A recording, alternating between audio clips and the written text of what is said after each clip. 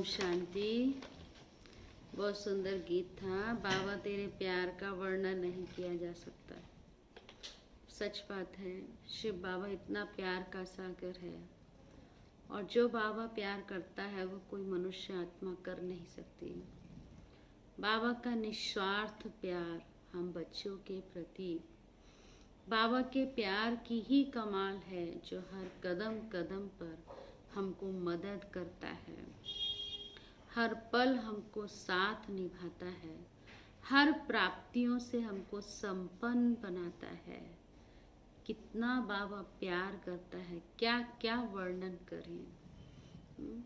हर एक अपने जीवन में देखे, जब से संगम युगी ब्राह्मण बने हैं, संगम पर आए हैं, बाप के बने हैं, बाबा ने जो प्यार दिया है, बाबा से जो प्राप्त किया है, उस प्राप्तियों की लिस्ट सामने रखो और लिस्ट को देखो कि जो बाबा ने दिया है वो कोई मनुष्य आत्मा कर नहीं सकती।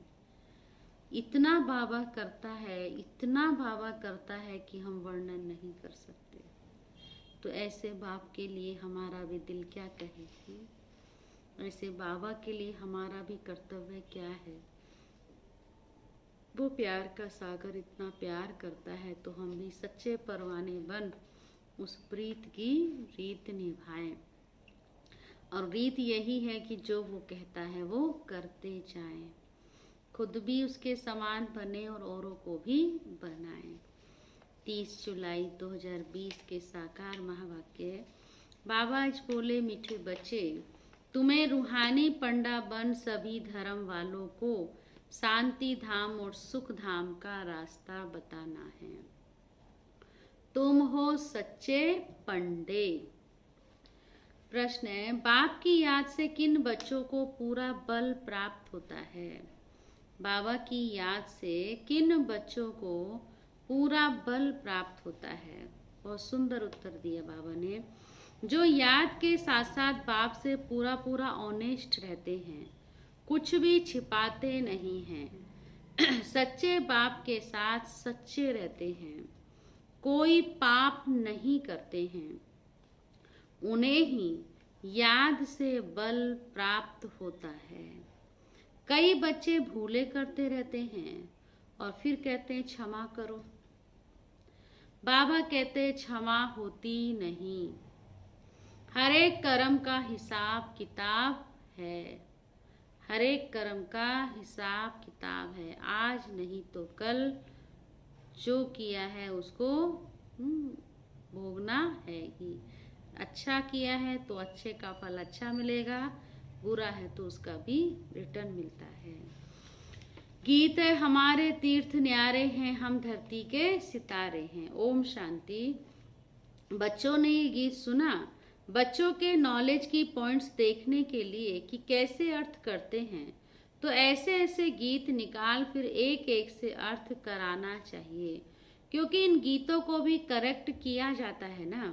बाबा ने समझाया है, कई ऐसे अच्छे गीत हैं जो कभी कोई फिक्रात में बैठा हो तो एक खुशी, ये गीत खुशी में लाने में बहुत मदद करेंगे, है ना। सच्ची बात। बाबा कहता इन गीतों को भी संभाल के रखो और सुनो समय समय पर, ये बहुत काम की चीज है। गीत सुनने से झट स्मृति आ जाएगी।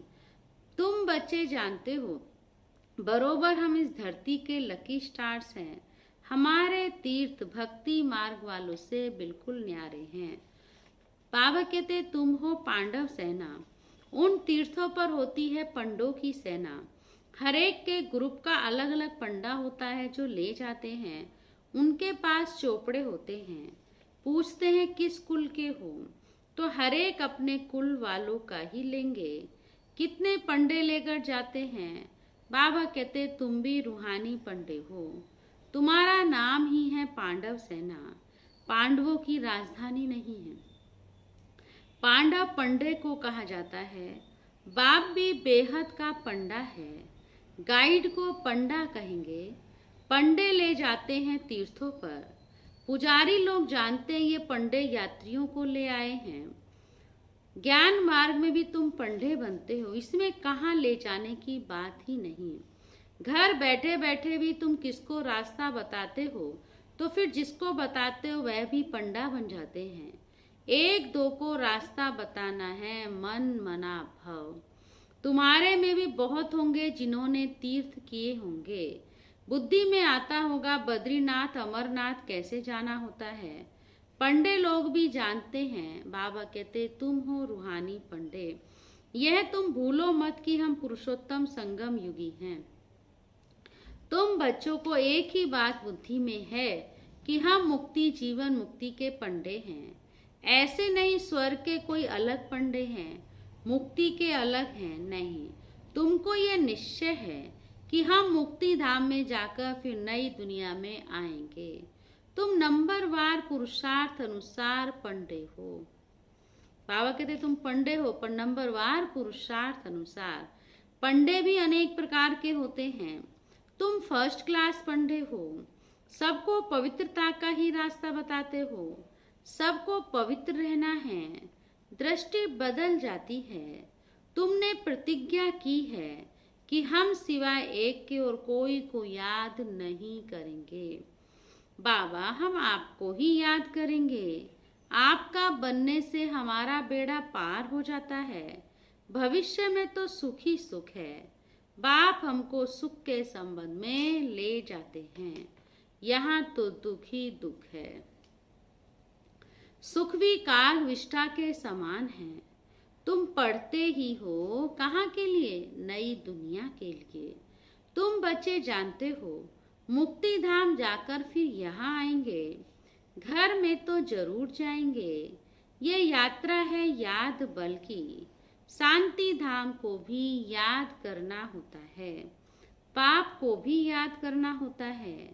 बाप के साथ ऑनेस्ट भी होना चाहिए।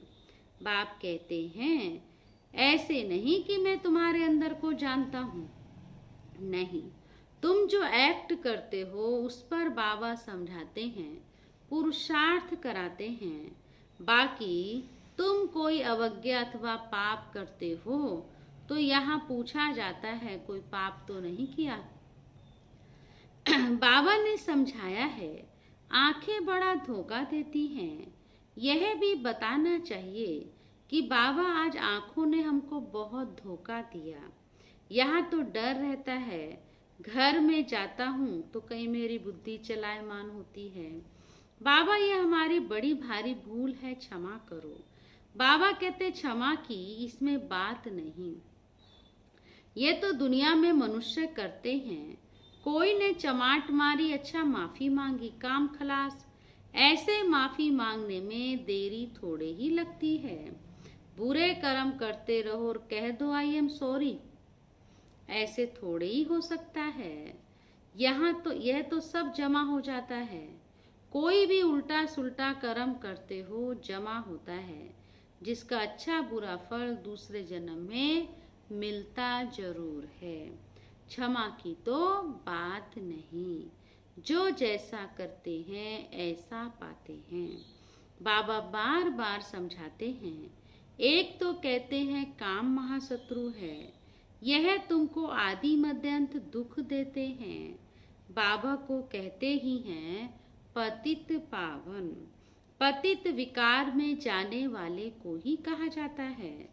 यहाँ बाप समझाते हैं यहाँ से फिर बाहर में जाते हो तब इतनी परहेज में नहीं रह सकते हो तो फिर ऊंच पद भी पा नहीं सकते। जितना जितना बाबा की श्रीमत पर चलते हैं, पवित्र बनते हैं, उतना ऊंच पद पाते हैं। बाबा समाचार तो सुनते हैं ना, यहाँ तो बहुत अच्छा अच्छा करते हैं हम ना मधुबन में। फिर बाहर में जाने से धारणा नहीं रहती है। सत्युग में तो विकार की बात होती नहीं। अभी तो भारत का ये हाल है। वहाँ तो बड़े बड़े महलों में रहते हैं, अथाह सुख है सत्युग में। बाबा बच्चों से भी सब इंक्वायरी करते हैं। बाबा को तो समाचार देना है ना। कोई तो झूठ भी बोलते हैं, तो विचार करना चाहिए हम कितना झूठ बोलते हैं। इनसे तो बिल्कुल झूठ नहीं बोलना चाहिए। किनसे? बाबा से।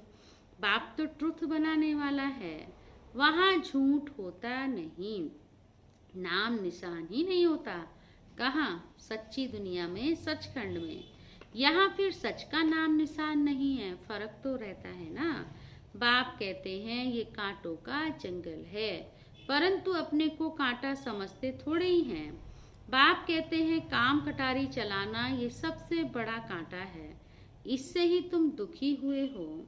बाबा अब तुम्हें सुख घनेरे देने आया है। तुम बच्चे जानते हो बरोबर सुख घनेरे थे।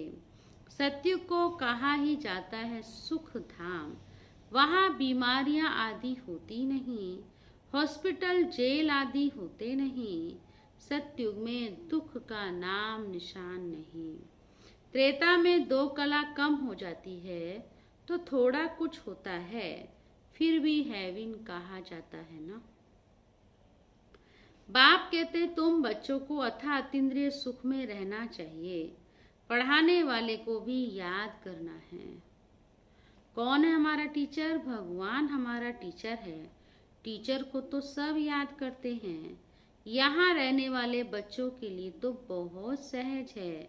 यहाँ कोई बंधन तो है नहीं, बिल्कुल ही बंधन मुक्त हैं। शुरू में भट्टी बनी तो बंधन मुक्त हो गए। ओना फुरना सिर्फ सर्विस का ही है। सर्विस कैसे बढ़ाएं, बाबा बहुत समझाते रहते हैं।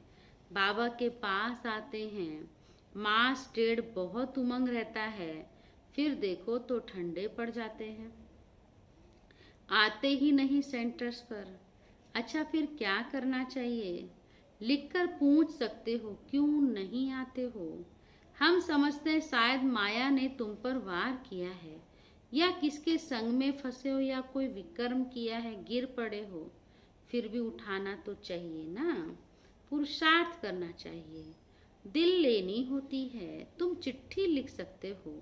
बहुतों को लज्जा आती है तो फिर फां हो जाते हैं, यहाँ से भी होकर जाते हैं। फिर समाचार आता है कि घर में बैठ गया, कहता है मेरी दिल हट गई। कोई चिट्ठी में भी लिखते हैं आपका ज्ञान तो बहुत अच्छा है, परंतु हम पवित्र नहीं रह सकते हैं, इसलिए छोड़ दिया। मेरे में इतनी ताकत नहीं है, सिर्फ लिख देते हैं। विकार देखो कैसे गिरा देता है। या हाथ भी उठाते हैं कि हम सूर्यवंशी नर से नारायण बनेंगे, फिर जाकर भूल जाते हैं। तो बाबा कहते हैं नॉलेज है ही नर से नारायण बनने की, नारी से लक्ष्मी बनने की। बाबा कहते गुड़ जाने गुड़ की गोथरी जाने और ना जाने कोई। ये बाबा का बैग है, माना कौन? ब्रह्मा बाबा गोथरी है। ये अच्छी तरह से पूछते हैं, इनके पास समाचार भी आते हैं। वैश्य बाबा तो कहते हैं मैं पढ़ाने वाला हूँ, जो पढ़ेंगे लिखेंगे तो क्या बनेंगे? होंगे नवाब। आप कहते दृष्टि को बहुत बदलना है। कल भी बाबा ने कहा ना, दृष्टि पहले आंखों से देखते हैं, फिर बोलते हैं या सुनते हैं, जो भी है पहले आई धोखा देती है। इसलिए बाबा कहते बहुत चेंज करना है। कदम कदम पर खबरदारी चाहिए, याद से ही कदम कदम में पदम है। बहुत बच्चे फेल हो जाते हैं, सर्विसेबल पंडे भी फेल हो जाते हैं। तुम जब तक यात्रा पर हो पवित्र रहते हो। कोई तो यात्रा पर भी ऐसे शौकीन जाते हैं जो शराब आदि भी अपने साथ वहां ले जाते हैं, छिपा कर पीते हैं, रख देते हैं। बहुत होते हैं ऐसे। बड़े बड़े आदमी तो इसके बगैर रह नहीं सकते, वहां जाके तीर्थों पर भी शराब आदि करते हैं और भी क्या क्या करते हैं। अभी वे तीर्थ क्या काम करेंगे? तीर्थ करने क्या गए? वहां भी जाकर के वे अपने उल्टे कर्म किए, तो क्या फायदा?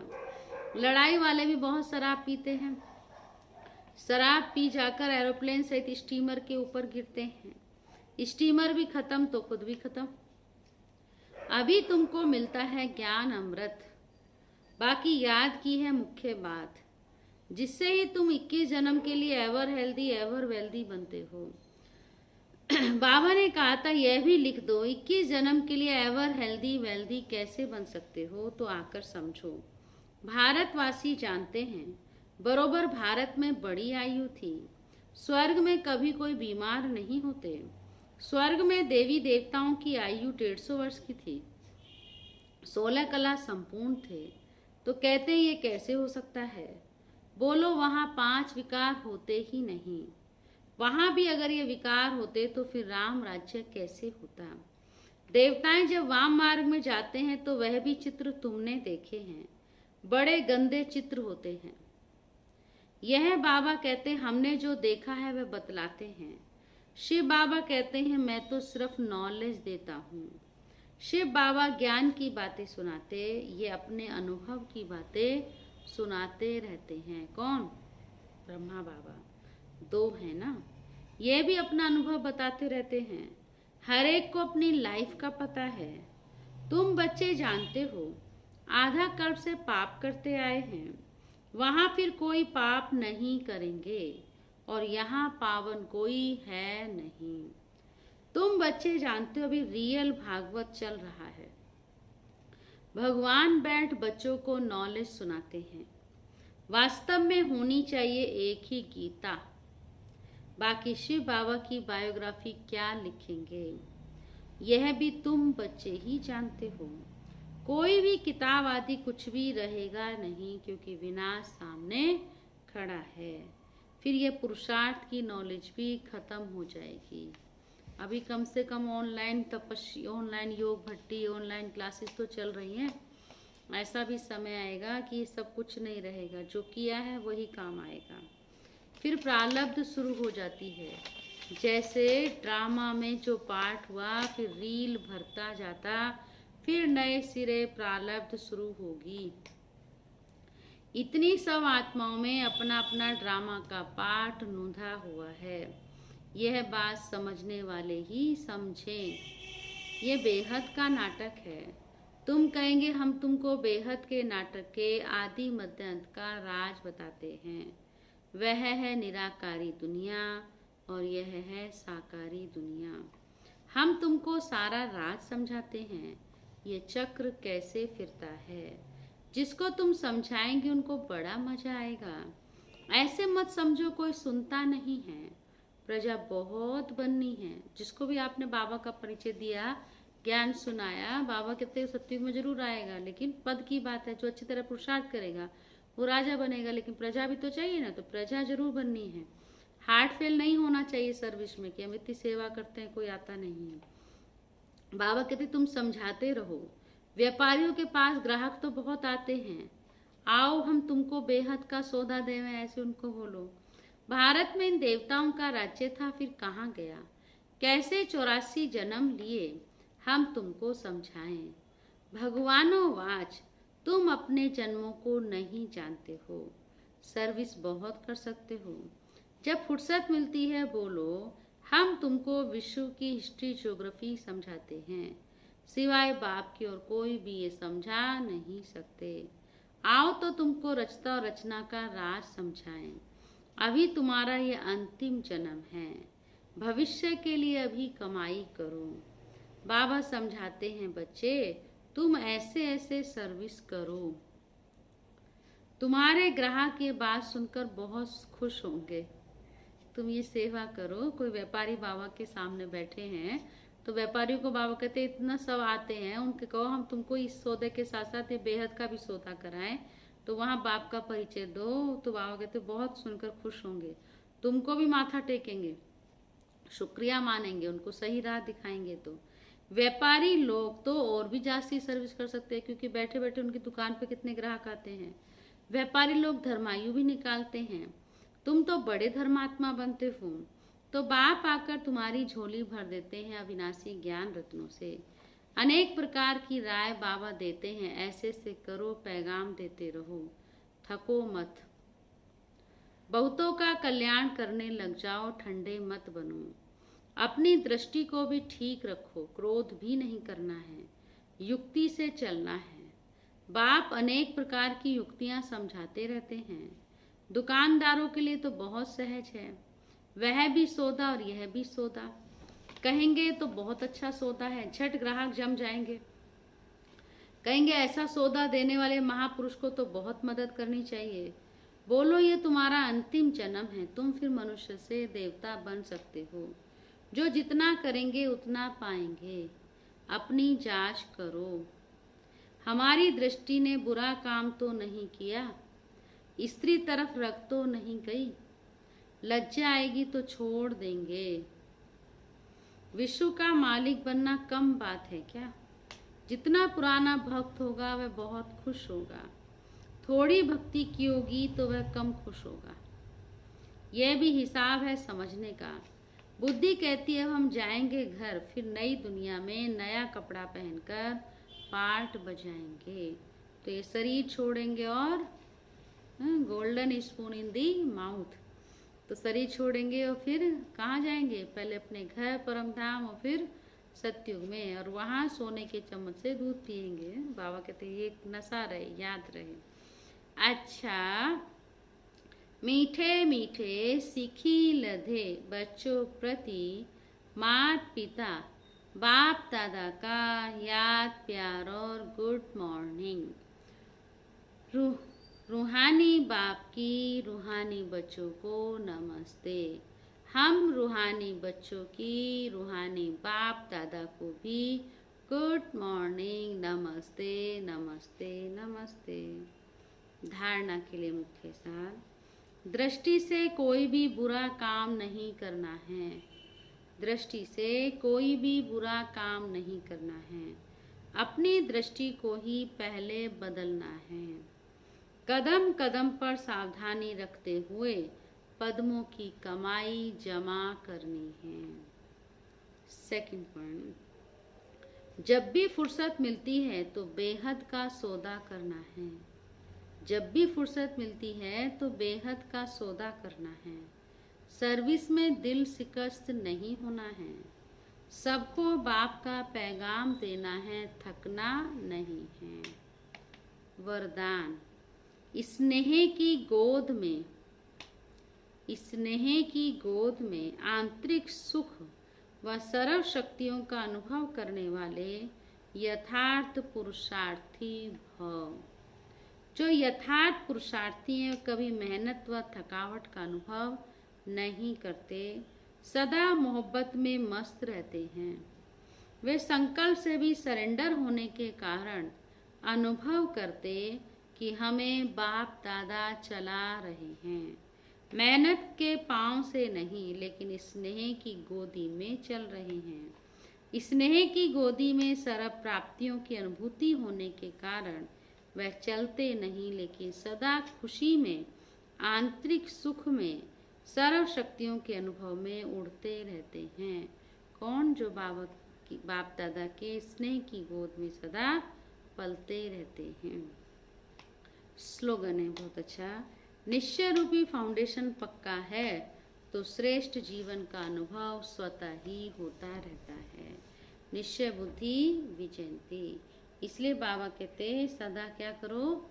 निश्चय में रहो। संशय बुद्धि बन माया के संग में नहीं चले जाना। ठीक है? क्या होगा? निश्चय बुद्धि बन बाबा की याद में रहे। चलो बाबा को प्यार से याद करेंगे।